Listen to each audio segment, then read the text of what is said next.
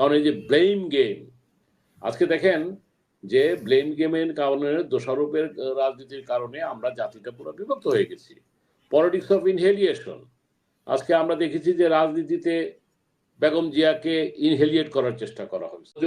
তাদেরকে, মুক্তিযুদ্ধকে, আমি সেই কারণে তারা বুঝাতে চায় যে এই 2024 হলো দ্বিতীয় স্বাধীনতা, মূল স্বাধীনতা, 71 কিছু না, 71কে ম্লান করে দিতে চায়। এই ধারণাটা ঠিক না। কিন্তু এইখানে তো সবকিছু প্রতিষ্ঠানগুলি ধ্বংস করে গেছে। এখানে ফার্স্ট অ্যাডমিনিস্ট্রেশনের first layer, second layer, third layer সবকিছু তারা তাদের মতো সেট আপ করে গেছে। এরশাদ সাহেব তারা এই কাজগুলি করেন নাই, কিন্তু যে কারণে সেই নির্বাচনটা 90-91 নির্বাচনটা কিন্তু আপনার গ্রহণযোগ্য নির্বাচন ছিল। সেই জায়গায় কোনো প্রশাসনের কোনো সেইভাবে করতে হয় নাই। দেখেন, এটা বিজয়ের মাস। আমি 71কে এই কারণে টানবো, কারণ মুক্তিযুদ্ধের চেতনা আমরা সবাই এখানে ধারণ করি, এবং সেই যদিও চেতনার ব্যবসা আমরা দেখেছি বিগত 15 বছর, কিন্তু এটা তো তারা তাদের উদ্দেশ্যে করেছে। আমাদের সেই মুক্তিযুদ্ধের চেতনা ছিল সাম্যতা, ন্যায্যতা, সামাজিক ন্যায় বিচার এবং একটি গণতান্ত্রিক বাংলাদেশ। এই 15 বছর তো সহ বিগত বছরগুলিতে আজকে আমরা যারা রাজনীতিবিদরা, বিশেষ করে আওয়ামী লীগ, বিএনপি, জাতীয় পার্টি যারা দেশ শাসন করেছে, এই দায় কিন্তু আজকে, আমি নির্মম অবস্থান থেকে যদি কথা বলি, আজকে তাদেরকে নিতে হবে। আমি 15 বছরের দায়িত্ব আওয়ামী লীগের সেটা তো ওই রাখে না। এর আগেও আমার দৃষ্টিতে আপনি দেখেন, একমাত্র 75 সনের 7ই নভেম্বরের যে ঐতিহাসিক পরিবর্তন এবং শহীদ রাষ্ট্রপতি জিয়াউর রহমানের যে শাসনকালটা ছাড়া মানে আর কোনো শাসনকালই কিন্তু প্রশ্নবিদ্ধের উপরে ছিল না। যাক, সেটা অনেক বড় আলোচনা, সেটা আলোচনা করতে গেলে সময় লাগবে। তবে প্রত্যেক সরকারের সময় ধরেন উন্নয়ন বলেন, কম বেশি সামাজিক সূচকে বলেন, অনেক উন্নয়ন হয়েছে, কিন্তু সত্যিকার ভাবে আমরা একটি গণতান্ত্রিক বাংলাদেশ তৈরি করতে পারি নাই, একটি গণতন্ত্রকে প্রাতিষ্ঠানিকতা রূপ দিতে পারি নাই, গণতন্ত্রকে আমরা যে সাংস্কৃতিক একটা রূপান্তরের দরকার সেটা পারি নাই। আমরা তত্ত্বাবধায়ক সরকারের দাবিতে আন্দোলন করেছিলাম বিএনপির বিরুদ্ধে, যদিও বিএনপি সেটা পরবর্তীতে তারা পার্লামেন্টে এনে তারা সেটা করেছে, কিন্তু সেই তত্ত্বাবধায়ক সরকারের ধারাবাহিকতা রক্ষা করতে পারি নাই। অর্থাৎ এই যে বিভাজনের রাজনীতি, আমরা একে অপরকে সহিষ্ণুতা, এই জিনিসটা আমরা এখন পর্যন্ত পারি নাই। এইটাই আমাদের ব্যর্থতা। আমি 24-এর কথা বলার আগে কথাটা বললাম এই কারণে, কারণ এই যে ব্লেম গেম, আজকে দেখেন যে ব্লেম গেমের কারণে, দোষারোপের রাজনীতির কারণে আমরা জাতিটা পুরো বিভক্ত হয়ে গেছি। পলিটিক্স অফ ইনহেলিয়েশন, আজকে আমরা দেখেছি যে রাজনীতিতে বেগম জিয়াকে ইনহেলিয়েট করার চেষ্টা করা হয়েছে, কিংবা আওয়ামী লীগারদের ভাষায় বিএনপি যখন ক্ষমতায় ছিল, আওয়ামী লীগের শেখ হাসিনাকে 21শে আগস্টে ইনহেলিয়েট করার চেষ্টা করা হয়েছে। আমি জাস্ট প্রসঙ্গ টানলাম আলোচনার বোঝানোর জন্য যে আমাদের এই যে অসুস্থ রাজনীতির সংস্কৃতি, এর ধারাবাহিকতায় আজকে বিগত 15টি বছর এখানে রাজপথে বিএনপি বড় স্টেক হোল্ডার, বড় দল, তারা তাদের মতো করে চেষ্টা করেছে। তাদের অনেক নেতা কর্মী গুম হত্যার শিকার হয়েছে, তারা নির্যাতনের শিকার হয়েছে, এটা তো ইতিহাস। আবার এটাও ঠিক, ছাত্ররা কিন্তু ওই যে, আমি একবার এক টক শোতে এক ছাত্রটাকে বলেছিলাম, আমার সাথে অনেকটা তর্কের মতো হচ্ছিল, যে হ্যাঁ তোমরা গোল করেছো ঠিক আছে, কিন্তু গোলটা তো পাস করতে হয় একজন তো সেই সেন্টার ফর থেকে একজনই তো আর এনে হয় না, এটা একটা টিম ওয়ার্ক। বিগত 15 বছরের অবদানকে যেমনভাবে অস্বীকার করা যাবে না, ঠিক তেমনি ভাবে ছাত্ররা যে কাজটি করেছে, কারণ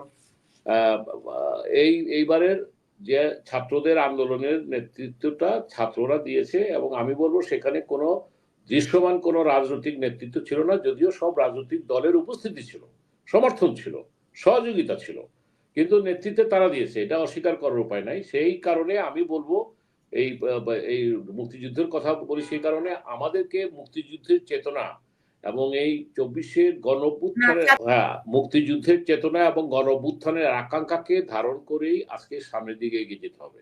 আপনি যেটা প্রশ্ন করলেন যে ছাত্ররা সেটা পায় কিনা, শুনেন, কেউ যদি এখন কি বলবো, ছাত্র কোনো নেতৃত্ব সামনে থাকলে তাদের সামনে আমি কথা বলা পছন্দ করি, কারণ আমি যেহেতু একটু কোরআন চর্চা করি, কারোর অগোচরে কথা বলা, তারপরে এটা একটা মুনাফিকির একটা চরিত্র হয়ে যায়। তারপরে যেহেতু আপনি প্রশ্ন করেছেন সেটা বলি যে আমরা রাজনীতিবিদরা যেমন ছাত্রদের যে আকাঙ্ক্ষাকে কিন্তু আমরাই বাস্তবায়ন করব। আজকে আপনি যে প্রশ্নটা প্রথমে বলেছেন যে বিএনপি নির্বাচনের কথা বলতেছে, তো বলবেই তো, বিএনপি একটা বড় দল, বড় স্টেক হোল্ডার, এবং রাজনীতিবিদরা তো ভোটের কথা বলবেই, কারণ তারা ভোটের মাধ্যমে নির্বাচিত হতে চায়।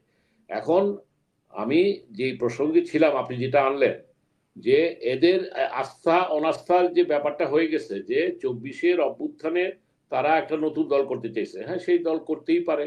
আপনি বললেন বৈধতা পায় কিনা, বৈধতা পাওয়া না পাওয়ার প্রশ্নের ব্যাপার না। জনগণ কাকে ক্ষমতায় বসাবে এটা জনগণের ব্যাপার। আমরা একটি নির্মোহ একটি নির্বাচন আমরা চাই। এই জেন জি যে বলি আমরা, যারা অভ্যুত্থানটা ঘটালো, কাদেরকে বলি?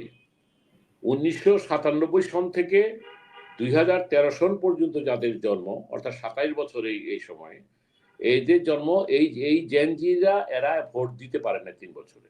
সুতরাং এরা বিরাট একটা অংশ, মেজরিটি অংশ। তাদের আকাঙ্ক্ষাকে আপনি ধারণ করতে হবে। আবার এটাও ঠিক, আমাদের মির্জা আব্বাস ভাইয়ের একটা সুন্দর কথা বলছে, পোলার আগে যদি বাপের আগে যদি পোলা ছেলে হাঁটে, তাদের জেনজিকে আমি যেমনি ভাবে শ্রদ্ধা করতে চাই, ঠিক তেমনি ভাবে তাদের উদ্দেশ্যে বলতে চাই, তারা আবার যে মাত্রায় পরিপক্কতা দেখাতে চায়, এই জায়গাটায় আমি বিনয়ের সাথে বলবো যে যেটা অন দ্য রেকর্ড হচ্ছে, তাদের সেই উপলব্ধির জায়গায় আসতে হবে। আমাদের মুরব্বীদের জায়গা থেকে যেমনি ভাবে তাদেরকে ধারণ করতে হবে, এবং তারাও কিন্তু তাদের অগ্রজ, পূর্বজ, তাদেরকে মুক্তিযুদ্ধকে, আমি সেই কারণে তারা বুঝাতে চায় যে এই 2024 হলো দ্বিতীয় স্বাধীনতা, মূল স্বাধীনতা, 71 কিছু না, 71কে ম্লান করে দিতে চায়। এই ধারণাটা ঠিক না। যাই হোক, আমি এখন যেহেতু সময় কম, কি কি হতে পারে দেখেন, তারা বলতেছে আওয়ামী লীগের বিচার ছাড়া তারা কোনো নির্বাচন হতে দিবে না। তা আওয়ামী লীগের যেটা আমার সারোয়ার ভাই বললেন, তো নির্বাচনের আগে বিচার যদি করতে চান, আওয়ামী লীগের বিচার যদি করতে চান, সেই বিচার কাজ করতে তো সময় লাগবে। তো আমার প্রস্তাব হচ্ছে, যেটা বাবুল সাহেব বলার চেষ্টা করছেন, যে আমাদের প্রস্তাবনা কি, কিংবা সমাধান কোন পথে। এই জায়গায় আমি যেটা মনে করি যে প্রথমে আগে বলিনি, যেটা আমি সব জায়গায় বলেছি, যে আগামী বছর ডিসেম্বর এবং জানুয়ারি 26-এর জানুয়ারির মধ্যে, 25-এর ডিসেম্বর, 26-এর জানুয়ারিতে, এটা আমি আজ থেকে 2 মাস আগে আমি বিভিন্ন টক শোতে বলেছি, এটা রেকর্ডে আছে, আপনারা এখানেও বোধহয় বলেছিলাম। তো যাই হোক, আমি সুনির্দিষ্ট কোনো রোডম্যাপ হয়তো দেয় নাই আমাদের ডক্টর ইউনূস সাহেব, কিন্তু একটা ধারণা দিয়েছে। এখন আমাদের কথা হলো কি, যে আমি মনে করি যে আপনি চান না যে আওয়ামী লীগের বিচার হোক? এটা কি আপনি চান না যে আওয়ামী লীগ যে, আমার কথা কি তাই মনে হয়েছে নাকি আওয়ামী লীগের বিচার চাই না? না, আমি আপনাকে জিজ্ঞেস করছি যে আচ্ছা, আপনি ঠিক যে আছে, বলছেন যে আমি আসছি আপনার কথায়। আমি এই জন্য প্রস্তাবনার আকারে জায়গায় ছিলাম, যে আওয়ামী লীগের বিচার ছাড়া নাগরিক কমিটি কোনো নির্বাচন ছাড়বে না। নির্বাচন তাদেরকে বিচার করতে হলে তো সময় লাগবে। তাহলে কি করতে পারেন? আপনি একটা গ্যাজেট করতে পারেন, আপনি অর্ডিন্যান্স করতে পারেন। সংবিধান সংস্কার আপনি করতে পারেন না, যেহেতু আপনি অর্ডিন্যান্স দ্বারা সংবিধান কখনো সংশোধন হয় না, কিন্তু এইগুলি সংশোধন করা যায়। সেই সংশোধনটা কি? যাদের নামে হত্যা মামলা, এখানে আবার কথা আছে, মামলা বাণিজ্য আছে, মিথ্যা মামলা আছে, নিরীহ লোকদের মামলা আছে, যারা চিহ্নিত ফার্স্ট হ্যান্ড, যারা যেমন প্রধানমন্ত্রী, হোম মিনিস্টার, তার secretary general, IG, SP, OC, এই জাতীয়। এখন এটার সাথে যদি সালমান রহমানের, এটা কিন্তু আমার ব্যক্তিগত অভিনয়, সালমান রহমানের স্টক মার্কেটের এগেস্টে তার সঙ্গে বিচার দেন, কারণ তার আপনি যদি, কিংবা ওই যে অন্য কেউ যদি করে, যার যে দোষ আছে, এখন তাকে যদি হত্যা মামলায় জড়ান, এই বিচারটা কিন্তু দুর্বল হয়ে যেতে পারে। তাই আমি সেই বিচারটা চাই। সেই বিচারটা চাওয়ার আগে কি হতে পারে, 2024 সনের পার্লামেন্টকে আপনি অ্যাবডো করে দেন। অ্যাবডো করলে কি হবে, এই পার্লামেন্টে যারা ছিল, যেই দলে ছিল, জাতীয় পার্টি, 14 দল, আওয়ামী লীগ সহ যারা ছিল, এরা নির্বাচনে অংশগ্রহণ করতে পারবে না। এটা যদি আপনি করে দেন, তাহলে আপনার সমস্যাটা অনেক সমাধান হয়ে গেল। তারপর ধরেন বিচারে, যখন সুবিচারের মাধ্যমে যখন তাদের জেল ফাঁস মুক্তি যেটাই হোক, যখন যেটা হবে, তাদেরকে সেই অনুযায়ী ব্যবস্থা করবে। তারপর একটা কথা বলি, যে সংস্কারের, অনেকে বলবেন যে তাইলে নির্বাচন তো, যেটা বিএনপির অনেক নেতারা বলার চেষ্টা করেন, তারা বলবে যেহেতু তাদের যে 3 মাস 6 মাসে নির্বাচন সম্ভব। এই জায়গাটায় আমি আমার ব্যক্তিগত ওপিনিয়ন, যেটা বিভিন্ন জায়গায় আমি বলেছি, অবশ্যই সম্ভব, কিন্তু এইটা যেমন এরশাদ সাহেব 90 সনে শান্তিপূর্ণভাবে ক্ষমতা ছেড়ে দিয়েছিল, 3 মাসে নির্বাচন করা সম্ভব হয়েছে। কিন্তু সব সেট আপ ঠিক ছিল। উনি সরে গেছেন এবং উনি নিজেও ইলেকশন করছেন, উনি পালায়ও যান নাই, উনি স্বৈরাচার উপাধি নিয়েছিলেন, নির্বাচন করছেন, 5-5টা সিটে জিতছেন এবং সেই করে। কিন্তু এইখানে তো সবকিছু প্রতিষ্ঠানগুলি ধ্বংস করে গেছে। এখানে ফার্স্ট অ্যাডমিনিস্ট্রেশনের first layer, second layer, third layer সবকিছু তারা তাদের মতো সেট আপ করে গেছে। এরশাদ সাহেব তারা এই কাজগুলি করেন নাই, কিন্তু যে কারণে সেই নির্বাচনটা 90-91 নির্বাচনটা কিন্তু আপনার গ্রহণযোগ্য নির্বাচন ছিল। সেই জায়গায় কোনো প্রশাসনের কোনো সেইভাবে করতে হয় নাই। এটা হলো আমি অন রেকর্ড, এটা ইতিহাসের কথা, এটা তো কেউ অস্বীকার করতে পারবে না। তাই আজকে আমি যেটা বলবো যে আপনি 2024-এর এদেরকে অ্যাপ্লাই করে দেন, বিচারের কাজ প্রক্রিয়া করেন, এবং আমি এই জায়গায় বলবো যে অবশ্যই আমরা নির্বাচন চাই। এই 25-এর যেটা উনি বলেছেন, ওনার ভাষায় উনি একটা কথা কি বলেছেন যে স্বল্প মানে কোন রকমই হলে আমরা মানে 2025-এর ডিসেম্বরের মধ্যে পারবো, আর প্রত্যাশিত সংস্কার করতে হলে 2026 তারা নির্বাচন করবে। এটা ডক্টর ইউনূসের কথার মধ্যে থেকে আসে। অসংখ্য ধন্যবাদ। আমাকে আরেক লাইন বলতে দিতে হবে, আমি শেষ করে নিই। আমি কথা হচ্ছে যে অবশ্যই আমি আগেও বলেছি, আমরা অনেকেই বলেছি যে নভেম্বর, ডিসেম্বর আর জানুয়ারি 1-2 মাস প্লাস মাইনাস রাজনৈতিক দল মেনে নেবে। এই জানুয়ারিতে তত্ত্বাবধায়ক সরকার নিশ্চয়ই একটা প্রস্তাবনা দেবে, যে প্রস্তাবনাটা আজকে সুপারিশে জাতীয় ঐক্যমত সৃষ্টি হবে এবং একটা জাতীয় সনদ তৈরি হবে, যা পরবর্তী পার্লামেন্ট সেটাকে বাস্তবায়ন করবে। সুতরাং এই সংস্কার পর্যন্ত তাদেরকে সময় দেবে, এটাও যেমন ভাবে গ্রহণযোগ্য না। নির্বাচনটা দীর্ঘায়িত করা না, আবার ঘড়ি করে 3-6 মাসের মধ্যে নির্বাচন করে দেওয়া, এটার জন্য কিছু কাজ আছে। সেই জন্য সবাই আজকে একটা জায়গায় আসছে যে আমরা এই 2025-এর ডিসেম্বর আর 2026-এর জানুয়ারির মধ্যে নির্বাচনটা হয়ে গেলে প্রত্যাশিত সংস্কার করে সেটা আমরা বাস্তবায়ন করা সম্ভব, এটা আমি মনে করি। ধন্যবাদ।